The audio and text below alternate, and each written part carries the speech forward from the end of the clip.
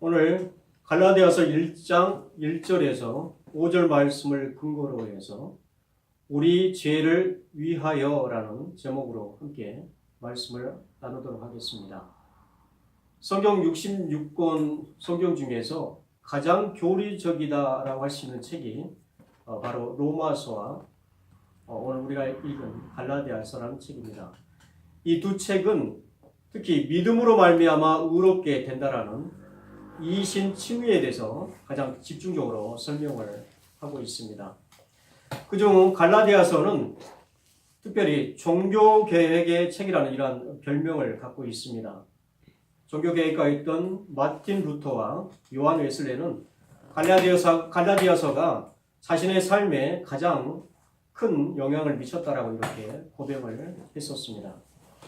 특히 마틴 루터는 갈라디아서에 대해 나는 갈라디아서와 결혼을 했다. 갈라디아서는 나의 캐서린이다 라고 이렇게 말을 할 정도였습니다. 그의 아내의 이름이 바로 캐서린이었던 것입니다. 이런 편지를 사도 바울은 당시에 갈라디아 교회에 편지를 보내었었는데요. 갈라디아 교회를 미혹하고 있었던 율법주의자들의 그 가르침을 반박하는 것이었고요. 또 오직 구원은 믿음으로 말미암아 구원을 받는다는 것을 확신시켜 주기 위한 그러한 편지였던 것입니다. 그 중에 우리가 읽은 오늘 본문의 말씀은 편지에서 가장 먼저 쓰는 인사하는 내용에 해당되는데요. 하나님께 영광을 돌리고 성도들에게는 은혜와 평강이 있기를 원하노라 라고 이렇게 축복하고 있습니다. 그런데 고대의 많은 서신들과 특별히 바울 서신도 그렇습니다. 바울 서신도 갈라디아서 외에 다른 많은 서신들을 보게 되면요. 일정한 패턴이 있음을 우리가 알 수가 있습니다. 1절에 가장 먼저 수신자의 이름이 저자의 이름이 나옵니다. 그 다음에는 수신자에 대해서 칭찬과 감사하는 말이 나오는데요. 예를 들어서 고린도전서 1장 2절을 보면은 이렇게 기록하고 있습니다. 고린도에 있는 하나님의 교회 곧 그리스도 예수 안에서 거룩하여지고 성도라 부르심을 받은 자들과 또 각처에서 우리의 주 곧 그들과 우리의 주 대신 예수 그리스도의 이름을 부르는 모든 자들에게 예수 안에서 거룩하여지고 성도라 부르심을 받은 자들 이렇게 말하면서 수신자들에 대해서 항상 거론하고 칭찬하는 말을 합니다. 그리고 3절에는 은혜와 평강이 있기를 원하노라 라고 이렇게 축복을 하고 있습니다. 그런데 갈라디아서에서는 저자의 이름과 3절에 은혜와 평강이 있기를 원하노라 라는 이런 말씀이 있는데 수신자에 대한 묘사가 거의 나와 있지가 않다는 것입니다. 왜 그럴까요? 이것은 바울이 지금 갈라디아 교회에 대해서 심히 염려하고 있고 또 굉장히 마음이 힘들고 무척 화가 나 있다는 것을 우리가 알 수가 있습니다. 왜냐하면 갈라디아 교회는 지금 심각한 교회에 문제가 있었고요. 그리고 그러한 문제 때문에 바울이 이 서신을 보내고 있는 것입니다. 오늘 말씀을 통해서 바울이 갈라디아 교회 성도들에게 무엇을 말하기를 원하고 있고 또 무엇을 강조하고 있는지를 우리가 함께 알아보도록 하겠습니다. 1절을 제가 다시 읽도록 하겠습니다. 사람들에게서 난 것도 아니요 사람으로 말미암은 것도 아니요 오직 예수 그리스도와 그를 죽은 자 가운데서 살리신 하나님 아버지로 말미암아 사도된 바울은 자신에 대해서 굳이 사도라고 이렇게 강조하고 있습니다. 사도라는 의미는 위임받은 사신, 보냄을 받은 자라는 의미인데요. 그런데 그 바울의 사도됨이 사람들에게서 난 것도 아니요 사람으로 말미암은 것도 아니요라고 이렇게 말하고 있는 것입니다. 어떤 사람이 자기를 사도로 만든 것도 아니고 누구의 제자가 된 적도 없고 누가 추천해서 누가 파송을 해서 이렇게 보냄을 받은 사도가 아니라는 것입니다. 바울은 오직 예수 그리스도 그리고 하나님으로 말미암아 자신이 사도가 되었다라고 이렇게 밝히고 있고 강조하고 있는 것입니다. 이것은 매우 중요한 의미를 갖고 있습니다. 꼭 사도의 사역뿐만 아니라 모든 일에서도 중요한 의미를 갖고 있다고 할 수 있는데요. 저도 요즘에 몇 년 동안 학원에서 전단지 배포를 하는 일을 하고 있습니다. 그런데 세상에서 가장 하찮은 일을 하고 있지만 저는 이 일을 하는 것에 대해서 하나님께서 은혜로 일을 할 수 있도록 이렇게 기회를 주셨다라고 이렇게 항상 하나님 앞에 감사하고 일을 하고 있습니다. 그런데 만약에 제가 일하는 의식을 갖고 있지 않다라면은 제 자신이 너무도 처량하게 느껴지기도 할 것이고, 또 다른 면에 대해서는 사람에게 매이게 되고 또 사람에게 종이 될 수밖에 없을 것입니다. 항상 원장님의 눈치를 보게 될 것이고, 혹시라도 내가 실수를 해서 잘못하게 되면, 혹시라도 이 일을 못하게 된다면 나와 내 식구들은 과연 무엇을 위해서 먹고 살 것인가 라는 이러한 불안감 때문에 항상 초조해하며 살아갈 수밖에 없을 것입니다.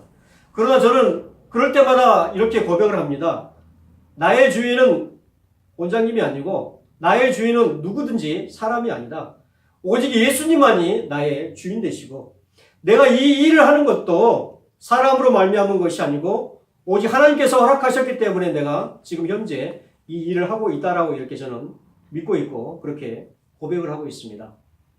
그러니까 이런 믿음을 갖고 고백을 하고 일을 하다 보니까 좋은 것이, 저도 사람의 눈치를 보지 않게 돼서 좋고, 더 좋은 것은 다른 사람들이 왠지는 잘 모르겠지만 저를 이상할 정도로 인정하더라는 것입니다. 그리고 학원에서도 원장님도 특별한 대우로 저를 항상 이렇게 잘 대우해주고 있습니다. 이것 또한 역시 하나님께서 은혜를 더한 것이라고 저는 믿고 있습니다. 이처럼 우리는 무슨 일을 하든지 또 그 일을 하는 것에 대해서 그 일을 하는 것이 누가 소개를 해 주었을전정 누구 때문도 아니고 사람으로 말미암아 그 일을 하고 있다라고 생각을 해서는 안 됩니다. 오직 하나님으로 말미암아 내가 그 일을 하고 있고 예수 그리스도로 말미암아 내가 산다라는 것을 우리는 현재 삶 속에서 우리는 인정하고 그런 믿음으로 살아가야 한다는 것입니다. 그럴 때에 내가 하는 그 일이 어떤 일이든지 간에 그 일의 그 직업이 하나님께서 우리를 부르시는 소명의 자리가 될 것이고, 어떤 일을 하든지 하나님께서는 우리 일 가운데 나와 우리와 함께 하실 것입니다. 그런데 바울은 사실 예수님을 만나기 전에는 오늘 서신은 이렇게 고백하고 있지만 사실은 사람에게 이임을 받은 적이 있었고 사람의 보냄을 받아 사람들로부터 이임받은 일을 했던 적이 있었습니다. 사도행전 9장 2절을 보면은요, 다메섹 여러 해당에 가져갈 공문을 청하니 이는 만일 그 도를 따르는 사람을 만나면 남녀를 막론하고 결박하여 예루살렘으로 잡아오려 함이라 라고 이렇게 말하고 있습니다. 사도 바울이 부활하신 예수님을 만나기 전에는 하나님을 믿고 예수님을 이렇게 영접했던 교인들을, 성도들을 오히려 잡아서 다메섹에까지 쫓아가서 또 그것을 정말 공의에 의해 그런 공문을 청하여서 자신이 정말 그러한 성도들을 잡아오려는 이렇게 대제사장들과 공의에 보냄을 받은 그러한 일을 했던 적이 있었던 사람입니다. 그러나 예수님을 만나 이제 사명을 받고 나서는 이제는 결단코 이제는 나는 사람들에게서 그러한 사명을 받는 것이 아니고 사람으로 말미암는 그런 일을 하는 것이 아니라 그런 것을 정말 두 번이나 강조하면서 아니오란 말을 강조하면서 결코 사람의 보냄을 받은 것이 아니라는 것을 강조하고 있는 것입니다. 그런데 바울이 이렇게 자신의 사도됨을 강조하는 더 중요한 이유가 있었습니다.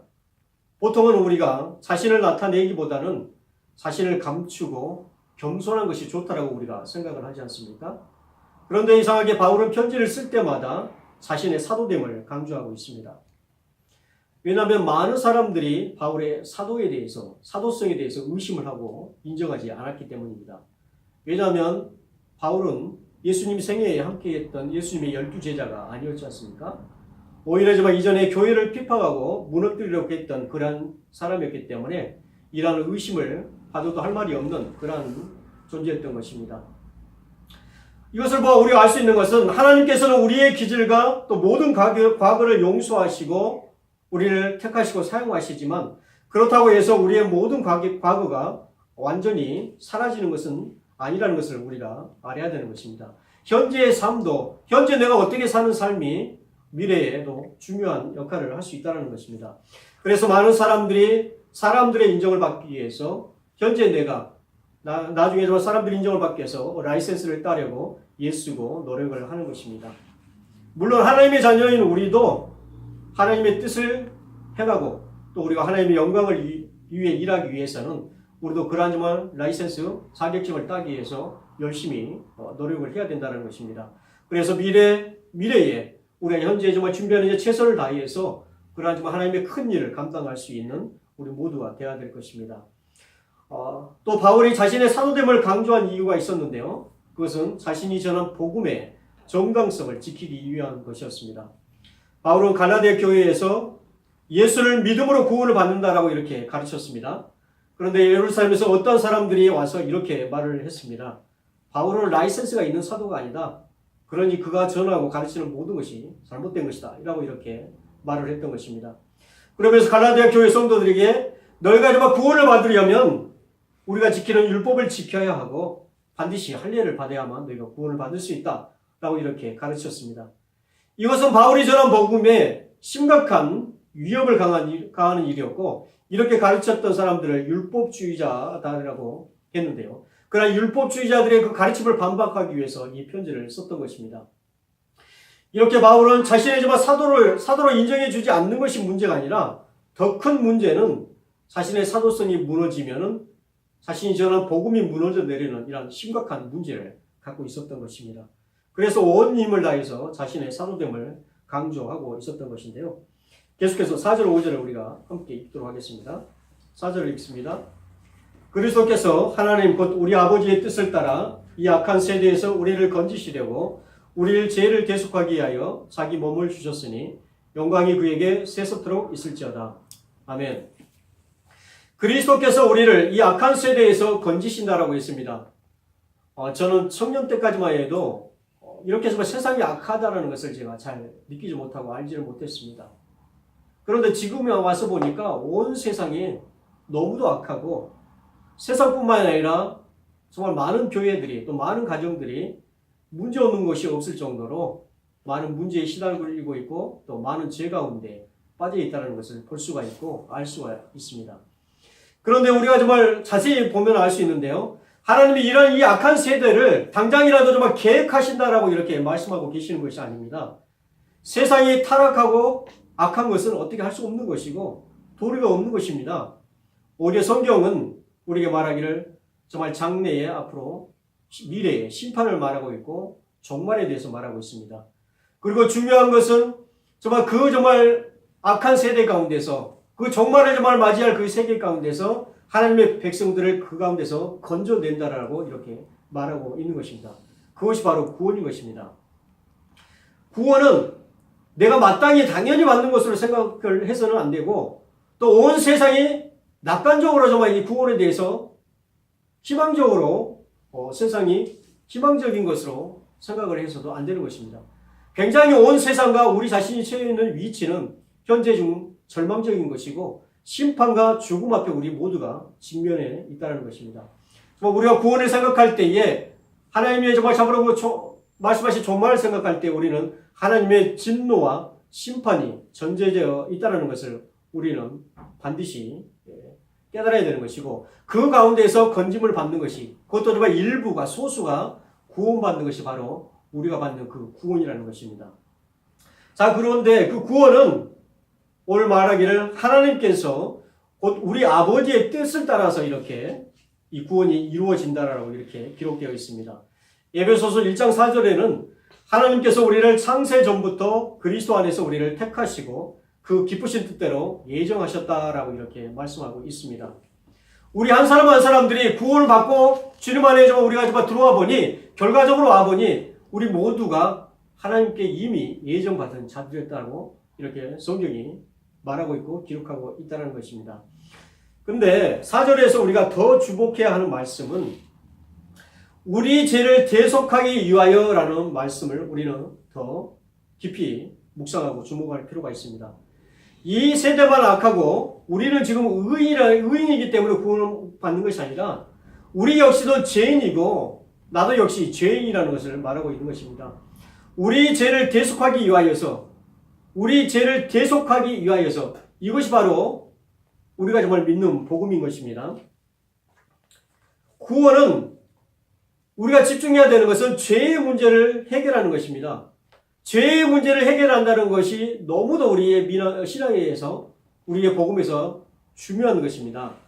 그런데 안타까운 것은 우리가 알고 있는 복음이 자꾸만 이 죄의 문제에 대해서는 전혀 터치를 하지 못하고 축복의 복음으로 또 건강이나 세상의 번영으로, 사회 정의나 자유로 이렇게 자꾸만 우리의 복음을 흐리게 하다가 이제는 아주 복음이 변질되어 버렸다 할 수가 있는데요.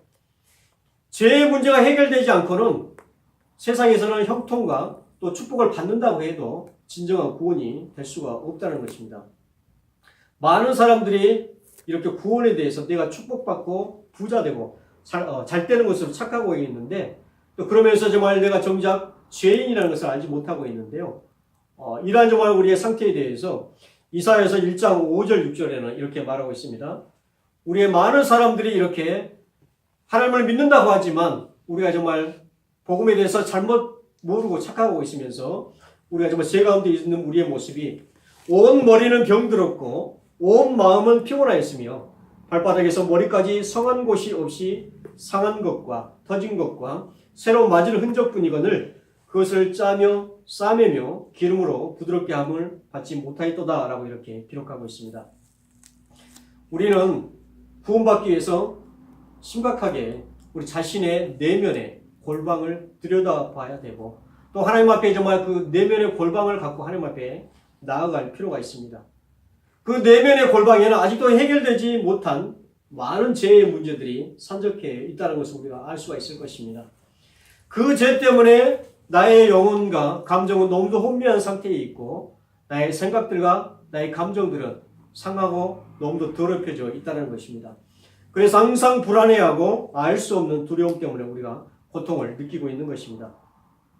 이렇게 정말 우리가 정말 신음하고 있고 죄의 문제에 우리가 고통당하고 있으면서도 우리는 정말 이번 주에 있는 황금 연휴라고 기뻐하고, 많은 사람들이 놀러 갈 계획에 바쁘고, 또 정말 많은 사람들, 특히 남자들은 저녁마다 프로야구에 열광하고 있고, 또 스마트폰에 게임에, 더 나아가서는 음란 사이트에 더욱더 적극적인 사람들은, 용감한 사람들은 밤마다 죄 짓는 사람들이 많고, 또 세상에서 약하고 소외된 사람들을 억압하는 이런 정말 죄를 범하고 살아가는 사람들이 많은 시대인 것입니다. 그런데 정작 그 죄 때문에 내 자신의 영혼은 지금 눌리고 힘든데, 내 자신의 정말 그 마음의 골방은 돌아갈, 나의 영혼은 돌아볼 그런 여력이 없는 것입니다. 하지만 그 죄 때문에 나와 하나님과 관계가 엉망이 되어버렸고, 내 삶 속에서도 많은 문제가 있고, 나의 몸도 질병으로 고통을 당하고 있다는 것을 우리는 깨달아야만 한다는 것입니다. 이제는 우리가 우리 자신을 비틀거리는 이 영혼을 들고 또 연약한 무릎을 우리가 갖고 하나님 앞에 나아가야만 되는 것입니다. 그리고 우리의 인생 중에 1시간이든지 2시간이든지, 아니면 정말 우리 인생 중에 정말 하루가 될 수도 있고 이틀이 될 수도 있고, 더 나아가 한 달, 2달, 반년이 걸리고 1년이 걸릴지라도 우리는 반드시 하나님 앞에서 내 안에 있는 그 죄의 문제를 회개하고 또 하나님 앞에 용서받는 그런 죄의 문제를 해결해야만 하는 그런 것이 우리에게 전제되어 있고, 그것이 오히려 우리에게 시급한 문제라는 것입니다. 이렇게 되면 우리가 회개할 때에 하나님의 자녀들에게 약속하신 말씀이, 하나님의 약속은 우리 죄를 대속하기 위해서 하나님께서는 자기 몸을 주셨다라고 이렇게 말씀하고 계신 것입니다. 우리의 죄의 속죄를 위해서 예수 그리스도께서 속죄의 제물이 되셨다는 것입니다. 하나님이 우리의 죄를 용서하시는 것은 우리가 단지 나의 죄에 대해서 슬퍼하고 후회했기 때문이 아니라 예수님이 나를 위해서 속죄를 위한 제물이 되셨기 때문인 것입니다. 이것이 바로 우리가 구원받는 방법이고 유일한 길인 것입니다. 그래서 사도행전 4장 12절에는 다른 이로서는 구원을 받을 수 없나니 천하 사람 중에 구원을 받을 만한 다른 이름을 우리에게 주신 일이 없음이라 하더라라고 이렇게 기록하고 있습니다. 그런데 우리가 하나님의 아들이 나를 위해서 이렇게 십자가에 못 박혀 죽으시고 피를 흘리셨는데, 그것이 그냥 교리로만 나에게 들려지고 아무런 감동도 없이 입술로만 내가 예수를 믿는다라고 만약에 한다면 그것이 과연 진정한 믿음일 수가 있을까요? 하나님은 그러면 무엇을 말하는 것일까요? 하나님이 아들을 이 땅에 보내시고 그 아들인 예수께서 너를 위해서, 나를 위해서 십자가에 못 박혀 죽기까지 십자가에 속죄의 제물이 됐다는 것은 우리에게 정말 교리를 가르쳐주고 있는 것이 아니라 하나님이 우리를 향해서, 당신을 향해서, 나를 위해서 이처럼 사랑한다는 것을 우리에게 말씀하고 있는 것이라는 것입니다. 그러면서 우리가 감당할 수 없는, 우리가 정말 갚을 수 없는, 우리가 정말 왜 그래요? 이렇게 정말 우리가 아무런 감정 없이 받아들일 수 없는 너무도 큰 희생을, 큰 정말 심판을, 그 아픔을 감당했다는 것을 우리에게 지금 말씀하고 있는 것입니다. 이것은 지금 우리와 하나님의 사랑의 관계에 대해서 말하고 있는 것입니다. 도무지 저도 이런 마음에 대해서, 관계에 대해서, 사랑에 대해서 깨닫지를 못했는데요. 제가 나이를 들고 또 아들이 태어나면서부터 조금씩 알 수가 있었는데요. 아들을 위해서는 제가 어떠한 희생이라도 기쁘게 할 수가 있더라는 것입니다. 세상에서 부끄러운 일을 할지라도 전단지 배포 일을 하고 또 막노동을 해서라도 나의 처자식을 위해서는 그것이 부끄럽지 않고 어떤 일이라도 할 수가 있었던 것입니다. 사랑하는 사람을 위해서 희생하는 것이 오히려 기쁜 일이었는데요. 이렇게 좀 하나님께서 사랑하기 때문에 우리를 위해서 희생하시고 우리를 위해서 피를 흘렸었던 것입니다.